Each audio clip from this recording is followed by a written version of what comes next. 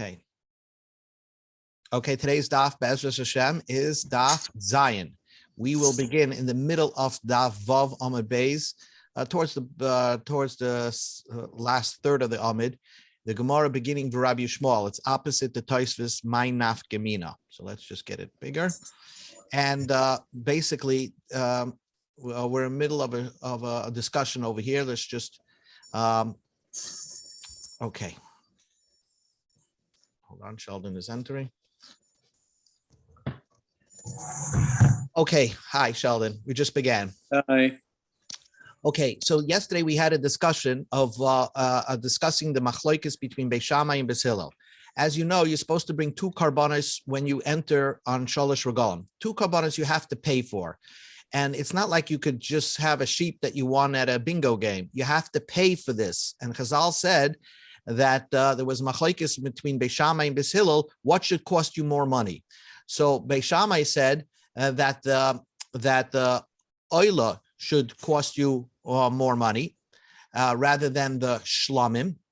The shlamim should cost you less money. And Beis Hillel said shlamim should cost you more money, and the oilers should cost you less money. Okay, because the way Beis Hillel looked at it, shlamim you want to pay more for, because not only it goes for Hashem, but it also goes for you. You eat a little bit of it. You eat part of it, a good portion of it. So therefore, the shlamim should cost you more money than the oilers. One of the reasons why Beis Hillel said that shlamim is more important than the oila is very simple, because we learned the pasuk in Parshas Mishpatim, which discusses, actually this pasuk is a little bit out of order, but it's discussing what happened before Har Sinai. Right before God giving the Torah, Moshe Rabbeinu built a mizbeach, and the pasuk says that they shechted shlamim. So we see that people were shechting personal shlamims, vayishlach nari b'nei Yisrael, and they was shechting personal shlamims like a shalmei chagigah to celebrate the celebration of the giving of the Torah, and they did it before. And they were not bringing oilus re'iyah. So the shlamim occurred before Har Sinai. Okay, that was what we learned yesterday. That was Beis Hillel's reasoning. Comes along Beis Shammai and says, wait a second. But the pasuk also says that they brought oilus. So it's possible that they brought oilus, an oila l're'iyah, before Har Sinai, before the giving of the Torah. They were also bringing oilus re'iyah. So the oil is just as important as shlamim. So that was Beis Shammai's reasoning. So comes along Beis Hillel and says that Beis Hillel says this oila that they brought by Har Sinai was an oilus tamid. This is not the oilus, a personal oil. This was the regular carbon oilus tamid that you brought every day, a sheep. Okay, that was the machlokes. So that was briefly the machlokes, is what this oil was. Was this an oilus tamid right over here? Yeah. Yeah. Or was this a or was this the oilus or was this the oilus re'iyah? So now that was the Gemara. So now one more point. Rabbi Yishmael has this very interesting opinion, and this is where we're up to. Rabbi Yishmael, okay, middle of the page, Daf Vav Amud Beis. Rabbi Yishmael, we said, sided with Beis Shammai. Why did he side with Beis Shammai? Because Rabbi Yishmael made an opinion. He said that you learn in the Torah, when you see in the Torah that Hashem gave the Torah at Har Sinai, not every mitzvah is given at Har Sinai. We find later on in Sefer Vayikra, in the Oil Moed, after the Mishkan was built, God discusses with Moshe Rabbeinu how to bring karbanos. So Rabbi Yishmael is of the opinion that really God gave Moshe Rabbeinu on Har Sinai the overall outline, but he didn't give him every detail of every mitzvah. Later on, as they built the Mishkan and then they had more, God conversed with Moshe even more and gave him more of the details. Now, if so, Rabbi Yishmael does not want to learn, according to the way the Gemara understood it, Rabbi Yishmael doesn't want to learn Vayalu oiles means that they brought an oilas tamid before Har Sinai. Why? Because they didn't know what to do. They brought an oila that they don't even know the details, a detail of a korban that you bring needs hefshit. You have to skin it. You have to slice it up into different pieces. They didn't even know that halachas. So it's very odd that they would bring a carbon oilas tamid and then have the whole mitzvah change later on. So according to Rabbi Shmuel, it must be Bayalu oilas was a personal oila. This was the oilas re'iyah, the same way Beis Shammai learned it. Okay, that's the Gemara. Rabbi Shmuel, the Gemara just wants to say, my taima kamoikmas law Beis Shammai. Why did you say Rabbi Shmuel holds like Beis Shammai? That he holds that the oila that's written in that pasuk is oilas re'iyah. It was a personal carbon oila that they brought before Har Sinai, because Isal Kadaitich oila shekrivi Yisrael midbar oilas tamid haba. If you want to say that the oila that they brought in the midbar was a regular oilas tamid, a carbon siba that you bring every day, that means they started bringing it even before the giving of the Torah. You have to understand that quite a few mitzvahs were given before the Torah. Even Shabbos was given. So maybe they started bringing oilas tamid even by Har Sinai. So how could it be?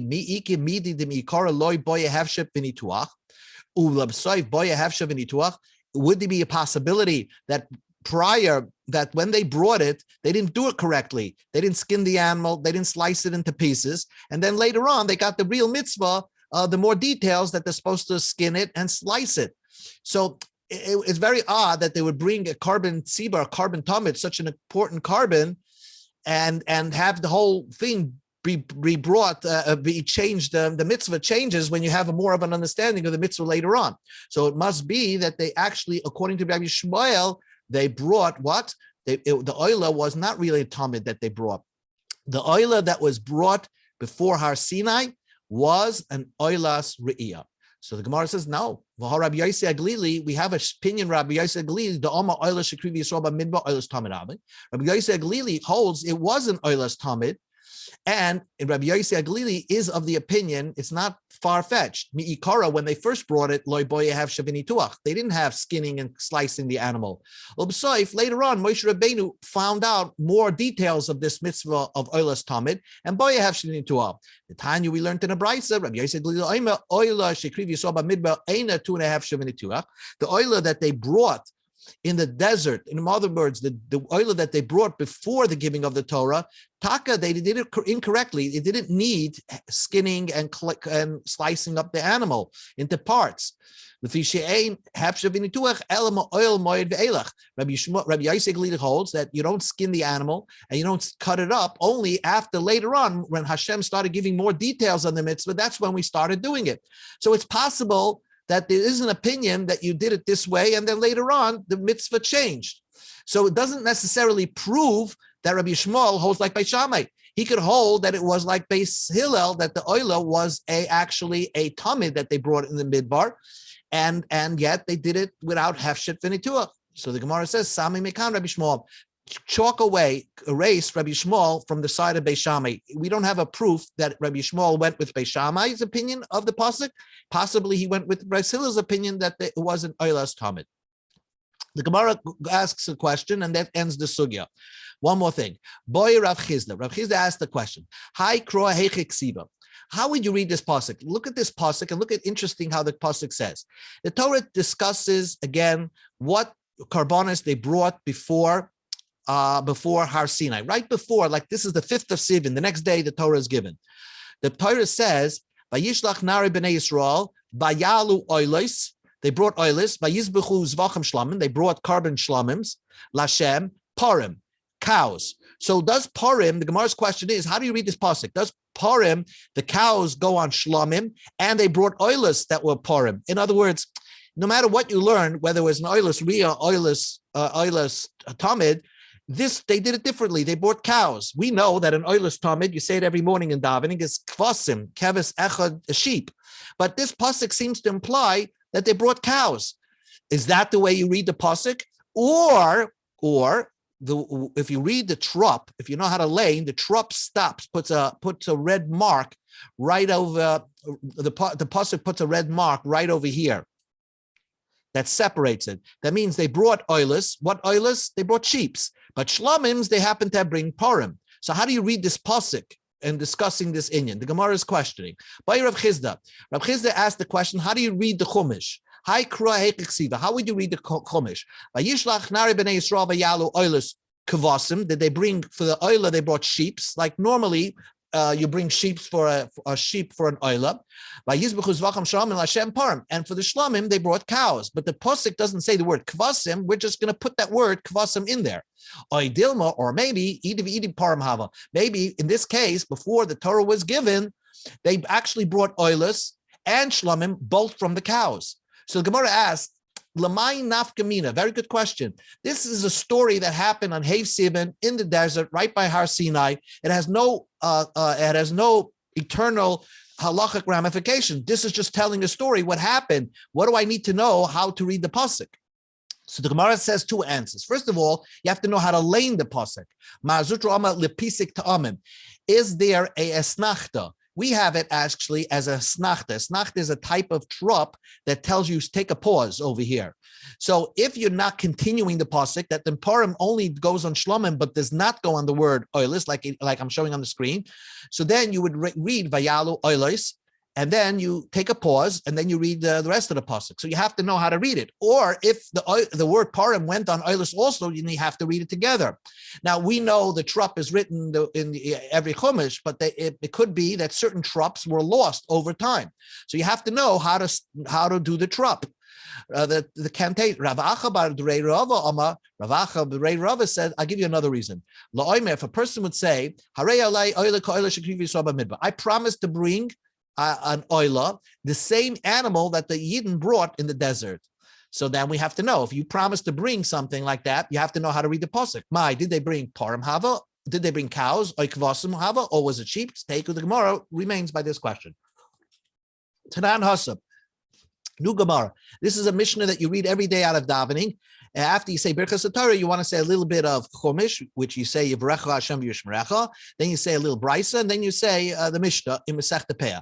Elu Devarim She'ein Lahem Shir. They're following mitzvahs, don't have a shir. We know that some mitzvahs, like eating matzah, of course, has a shir. You have to eat a kazayas. That is a halacha l'Moshe Messinai, right? But certain mitzvahs, even halacha l'Moshe Messinai, you don't have a shiur, how much to do it. So the Mishnah starts off and says hapeya, leaving the corner of your field that you have to give to the aniyim.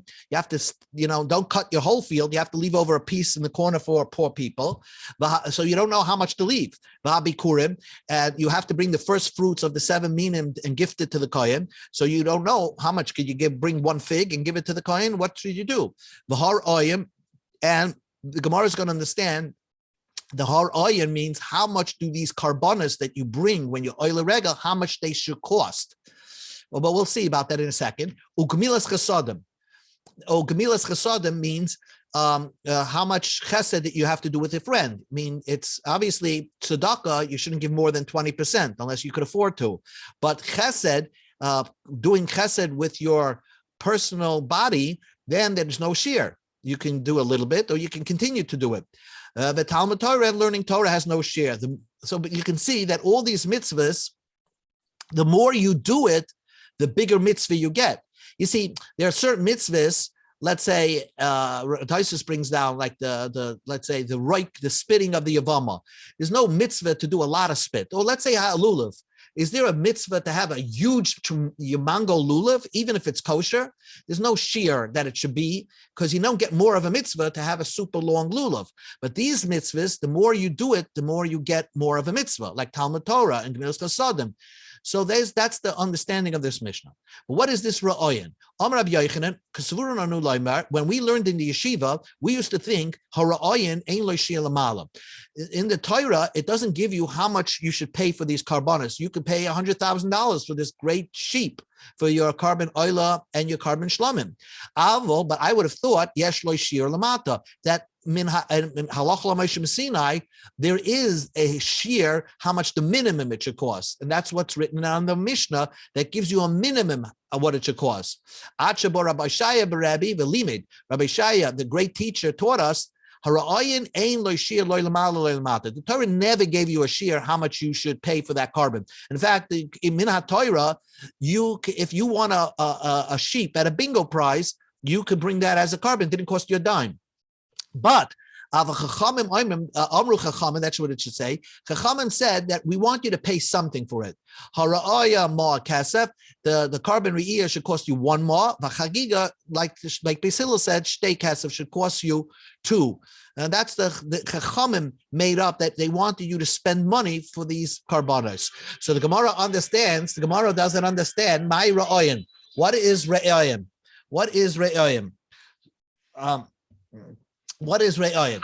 So, hold on a second. Sorry. Okay. My re'oyin. What is re'oyin? So Rabbi Yochanan said, re'iyas ponim ba'azara. Rabbi Yochanan said that re'oyin, you see what the Gemara wants to understand over here is that this re'oyin doesn't only refer to re'iyah, how much the carbon should cost, because then it should say in the Mishnah, re'iyah has no shear. But what's re'oyin? Re'oyin means actually you coming in and seeing the Beis Hamikdash. So what are we talking about there? So Rabbi Yochanan Amar, re'iyas ponim ba'azara, seeing your face in the Azara has no, you can go into the Beis Hamikdash as much as you want, and you get a mitzvah every time you visit the Beis Hamikdash on Yom Tiv. Resh Lakish Amar, re'iyas ponim b'karbim, that when you come into the Beis Hamikdash every time on Sukkot, Pesach, Shavuos, every time, let's say you came once, the first day, if you come again the next time, you have to bring a carbon. That's the way the Gemara understands it right now. So the Gemara says like this, Be'ika Regal, the first day of Yom Tiv, right? The first day of Yom Tiv is when everybody brought their own karbanos. You brought your oila re'iyah and shalmei chagigah. You must have connections, or you waited in line for hours and hours on that first day of Yom Tiv to bring your carbon. I can't imagine it was less than a 5-hour wait. So, Be'ikar Regal, the first day of Yom Tiv, Kuli Alma Loi Pligi, nobody could argue that when you visit the Beis Hamikdash, the first day of Yom Tiv, the Riyas Ponim B'Karbon, you have to bring a carbon every time you go into the Beis Hamikdash. In fact, if you went 2 or 3 times on that first day, you would have to bring a carbon every single time. Keep pligi, but the argument is only b'shar yemois haregel on the rest of Yom Tov. Let's say you come chalamoid. So if you come chalamoid, so that's the machlokes. Kol heicha da osa v'aisa. If you come on chalamoid, let's say, and you wanted to bring a new carbon, oil re'iyah and shalma chagiga, kuli alma like pligi the kablina meneh. Everybody would agree that they would accept it from you. You want to bring a carbon? Fine. Keep pligi others, but when do the Rabbi Yochanan and Shlakish argue the asa v'loy aisa? You came to the Beis Hamikdash, but you didn't bring a carbon. The Rabbi Yochanan Rabbi Yochanan holds riyas ponim ba'azara. You have to, whenever you come into the Azara, the chol emes the asi. Anytime you want to visit the Beis Hamikdash during Chalamoid and make a trip, you don't have to bring a brand new carbon. But Resh Lakish is very strict. He says if you visit the Beis Hamikdash during Chalamoid, you have to bring a carbon. You have to bring a new one, even though you brought one already. Whenever you come to the Beis Hamikdash on Yom Tov, you have to bring a brand new carbon. This is the way the Gemara understands initially. I'm saying initially, the machlokes between Rabbi Yochanan and Resh Lakish, and that is that if somebody decides to come and make a class trip on Chalamoid to the Beis Hamikdash, he already brought his oilus riyah and shalma chagiga the first day of Yom Tov. According to Resh Lakish, you have to bring brand new karbanis. You can't just come in because the Torah says, you'll see in a second. So the Torah says, don't come empty-handed. So anytime you come into the Beis Hamikdash over Yom Tov, bring something. And Rabbi Yochanan says, no, you don't have to bring anything. So Gemara asks, obviously, Eisvei Resh Lakish Rabbi Yochanan. Rabbi Lakish asks Rabbi Yochanan. 3 times the Chumash says, don't come, don't see my face on Yom Tov, reikam, without anything. So the kasha is, if the Torah seems to apply that when you come during Yom Tov, you have to bring something. So Resh Lakish seems correct. Amalei, Rabbi Yochanan says, no, the pasuk is talking about Be'ikar Haregel, the first day of Yom Tov. You come the first day of Yom Tov, you have to bring something the whole day. No matter what, you have to bring something. But the rest of the days of Yom Tov, you don't have to bring anything. Eisvei. So Rabbi Lakish asked another question, Rabbi Yochanan. Again, the Torah writes, Le'iro ponireikam. And that's really where the question should begin. Don't come empty-handed. Another time. So but the Gemara brings a brisa over here, just discussing more about this carbon oila that you bring. Bazvachim. When you come, you have to bring animals that you slaughter, right? They're animals that you slaughter. Remember, birds, they never slaughtered. They stuck their nail into the bird. You're telling me I should bring animals for these karbanos, the oil riyah, shalmei chagiga, ela ba'oifis u'menachos. Maybe the Torah says I could get away with the oila bringing a bird or a flower offering. So how do we know that you have to bring an actual animal? So the Gemara says Vidin, who we learn it this way. The Brisa says Nemra Chagigah Lehedyet, the Nemra Ilagvoya. The Torah says bring a carbon Chagigah, Shalmei Chagigah, and you eat part of it. And the Torah also says bring an oilus Riyah, and Hashem eats that. So Ma Chagigah, the part that you bring, the carbon that you bring, Hamur Lehedyet, it's Zvachim. It says that you have to bring animals, because the Torah says lo yolin chelev chagi ad boiker. It means don't makriv and bring up as an offering the fats on the mizbeach. So the Torah clearly implies that the shalmei chagigah had to be an animal. After so the carbon oilus riyah that you're bringing to Hashem, zevachim, has to be an animal, not a bird and not a mincha. But it tells you it's not a mincha. So umahain zvachim oilus. You should bring what kind of zvachim? What kind of animals for the carbon oil? So the Gemara says ato oima oilus oyena elo shlamim. Maybe the Torah says bring 2 shlamims. Okay, bring 2 shlamims instead of Torah doesn't say bring an oila. How do I know it's an oila? How do I know? The Torah says v'zavachta, and you should be happy and you should take some food home. But how do you know when the Torah says? How do you know that when the pasuk says v'leiro poni reika means that you have to bring an oila that you don't get any part of it? Because I learned it this way. The Torah says bring a carbon chagiga for your own personal. Then Hashem says, don't come to me empty-handed. Just like the animal, the carbon chagiga that was said for the person, he has the only one to benefit from. He can eat from it, and he gets most of it. So the carbon that you're bringing just for God, what's worthy for him? What's worthy for him? An animal that you totally burn up on the mizbeach. And this makes perfect sense. Because if you're going to bring 2 shlamims, that means you're going to get much more meat than Hashem. So that's what it makes sense. Your table is going to be full of meat,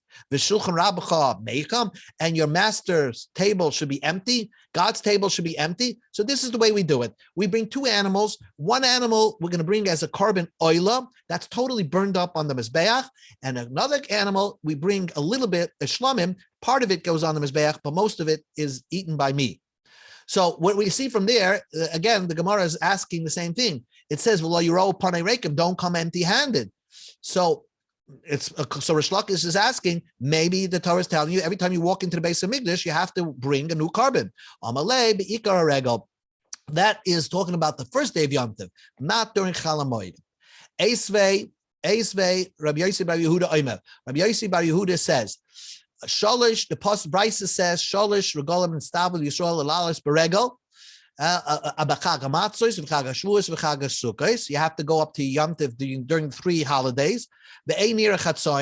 And don't come out halfway. We're going to explain that in a moment. Just ignore it for a second. It says all males should come up. So don't come up halfway and halfway not. We'll see what this means. And that's the Brisa continues, don't come in empty-handed. For the 3rd time, the Torah says, again, 3 times the Torah says, don't come empty-handed. 3 times Rish Lakish is asking, we see from the Chumash that it implies that any time you're going to visit the Beis Hamikdash during the holiday, you should bring something. Amalei, so Rabbi Yochanan will answer, Be'ikar haregel. That the Torah only refers to the first day of Yom Tov, you have to bring something, not the rest of the day of Yom Tov. So the Gemara asks, Eisvei Rabbi Yochanan Rish Lakish. Here's the knockout blow. Rabbi Yochanan is going to ask on Rish Lakish. You tell me that every time you come into the Beis Hamikdash, you have to bring something during Yom Tov? The Brisa says Yera. It compares the way God sees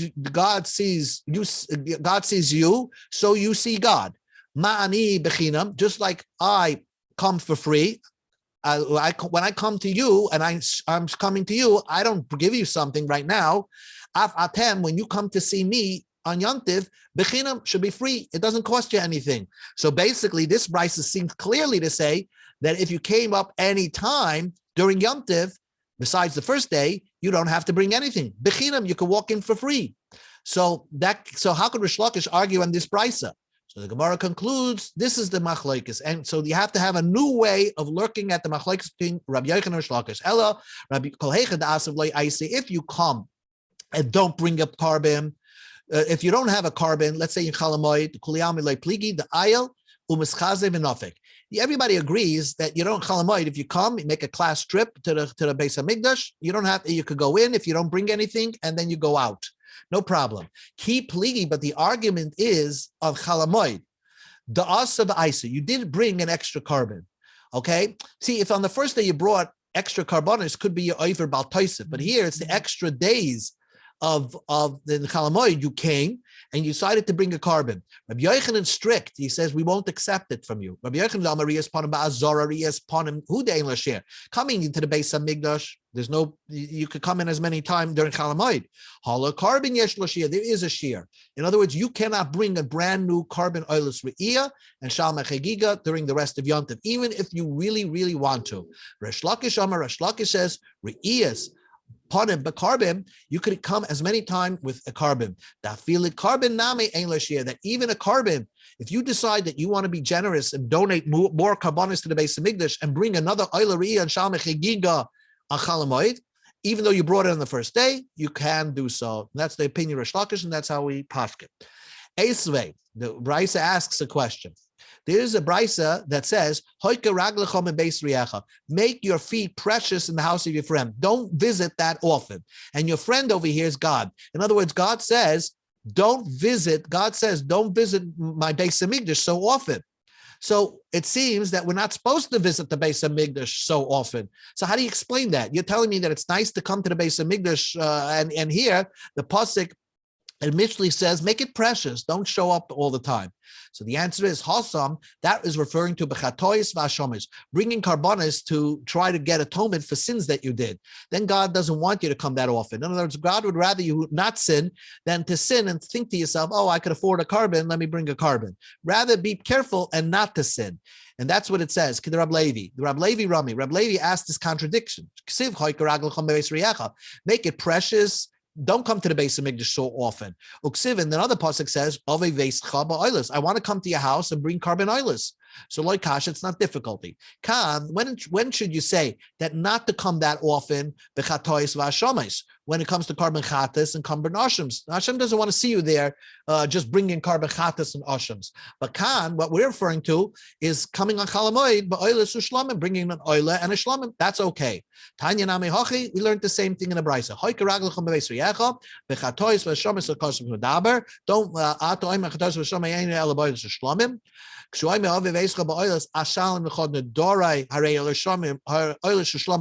pasuk says, come often, bring carbon oilers. So then how Mani Mekayim, says the Brisa, how do I interpret the pasuk, which implies don't come so often to the Beis Hamikdash?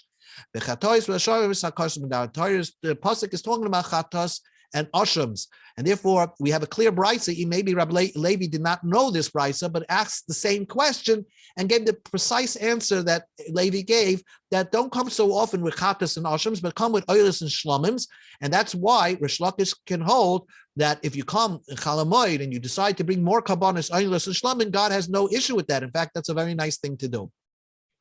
We learned in a brisa before, the Einir Chatzain, on Yom Tiv, don't come halfway. What does that mean? Don't come halfway.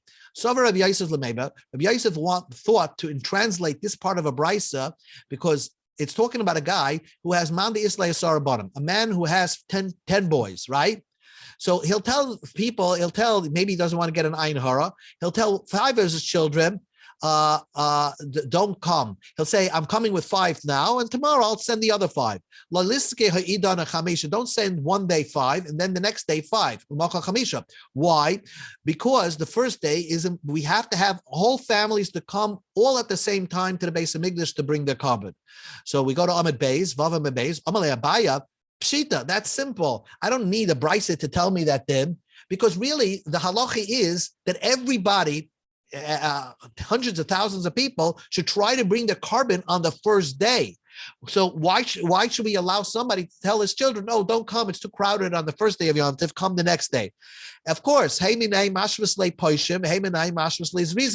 Who's going to be the sinner and who's going to be the diligent one? In other words, the diligent ones, kids, have to are the ones who are going to come first day. They're doing it right. The ones that are going to come on Chol Hamoed are doing it wrong.